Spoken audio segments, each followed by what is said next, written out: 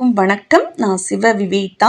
இன்னைக்கு நம்ம தொல்காப்பிய பூங்கா என்ற நூலில் கலைஞர் கருணாநிதி அவர்கள் எழுதிய எழுத்து அப்படின்னக்கூடிய முதல் நூற்பாவிற்கு அவர்கள் எழுதிய கற்பனை நயமிக்க கருத்துக்களை தெளிவாக தெரிஞ்சுக்கலாம். இது வரைக்கும் இந்த சேனலை சப்ஸ்கிரைப் பண்ணாதவங்க சப்ஸ்கிரைப் பண்ணுங்க, பக்கத்தில் இருக்கிற பெல் ஐக்கானை கிளிக் பண்ணுங்க. இப்போ வாங்க காணொலியை பார்க்கலாம். தொல்காப்பிய பூங்கா அப்படின்ற நூலில் கலைஞர் கருணாநிதி அவர்கள் தொல்காப்பியத்தின் நூற்பாக்களுக்கு புதுமையான முறையில் விளக்கம் தராரு. அவற்றுள் எழுத்ததிகாரத்தின் முதல் நூற்பாவிற்கு அவர் எழுதிய கற்பனை கலந்த இந்த கருத்துக்களை தான் இந்த பதிவில் நம்ம பார்க்க போகிறோம். தொல்காப்பியர் எழுத்து அப்படின்னு ஓலையில் எழுதிட்டு அப்படியே ஆழ்ந்த சிந்தனையில் இருக்கிறாரு. அப்போ எல்லா மொழிகளுக்கும் ஒலிதான் மூலம் என்பதால் தொல்காப்பியருடைய கனவுல ஒலி எழுப்பியவாறு எழுத்துக்கள் நடந்து வந்து அவருக்கு வணக்கம் தெரிவித்துவிட்டு அணிவகுத்து நிற்கின்றதாம். முன் வரிசையில் ஆல இருந்து அவ் வரைக்கும் இருக்கக்கூடிய உயிரெழுத்துக்கள் 12, பின் வரிசையில் இக்கிலிருந்து இன் வரைக்கும் இருக்கக்கூடிய மெய்யெழுத்துக்கள் 18 அப்படியே அணிவகுத்து நிற்கிறாங்களாமா. அப்போது சுவர் ஓரமாக 2 நிழல்கள் தோன்றி ஒலி எழுப்பின. அவற்றின் ஒலி சற்று குறுகியதாக கேட்டமையால் தொல்காப்பியர் என்ன பண்றாரு, கண் திறந்து பார்க்கிறாராமா.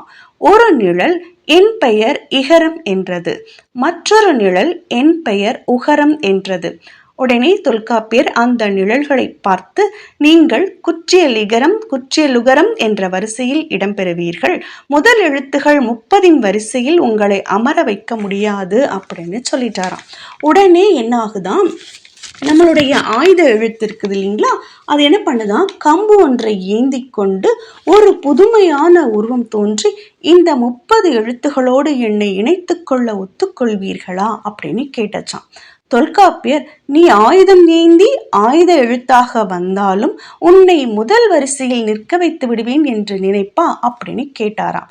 அவரது கோபம் உணர்ந்த அந்த ஆயுத எழுத்து, ஐயனே, என்னை முதல் வரிசையில் வைக்காவிட்டாலும் முக்கியமான சமயங்களில் நான் உதவிக்கு வருவேன் அப்படின்னு அடக்கமாக சொல்லியதாம்.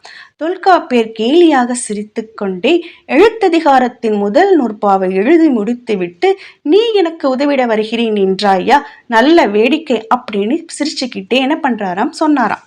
உடனே, ஆமாம், தாங்கள் எழுதிய முதல் நூற்பாவிலேயே எனக்கு இடம் கொடுத்து விட்டீர்களே என்று மகிழ்ச்சியாக துள்ளி குதித்துதான் இந்த ஆயுத எழுத்து. தொல்காப்பியர் தாம் எழுதியதை திரும்ப படிச்சாராம். எழுத்தெனப்படுப அகர முதல் நகர இருவாய் முப்பஃதென்ப சார்ந்து வரல் மரபின் மூன்றலங்கடையே. குற்றியலிகரம் குற்றியலுகரம் ஆயுதம் என்ற முப்பால் புள்ளியும் அவற்றோரன்ன. அதில் முப்பஃதென்ப என்ற தொடரில் ஆயுத எழுத்து அமர்ந்து கொண்டதை அவரும் வியப்புடன் நோக்கி நிறைவான மகிழ்ச்சி கொண்டார். தமிழ் எழுத்துகளுள் உயிரெழுத்துகள் 12 மெய்யெழுத்து 18 ஆகிய 30 எழுத்துகள் முதல் எழுத்துகள் என்று அழைக்கப்படுகின்றன. குறுகிய ஒலியை கொண்ட இகரம் குற்றியலிகரம் என்றும், குறுகிய ஒலியை கொண்ட உகரம் குற்றியலுகரம் என்றும், என்ற ஆயுத எழுத்து என்றும் கூறப்படுகின்றன. இவை மூன்றும் சார்பெழுத்துகள் என்று அழைக்கப்படுகின்றன.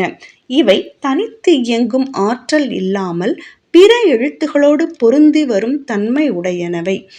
இதனை கற்பனை நயத்தோடு அழகுற எடுத்து காட்டுகிறார் கலைஞர் கருணாநிதி அவர்கள். இந்த பதிவு உங்களுக்கு பிடிச்சிருந்ததுன்னா லைக் பண்ணுங்க, கமெண்ட் பண்ணுங்க அண்ட் ஷேர் பண்ணுங்க. நன்றி, வணக்கம்.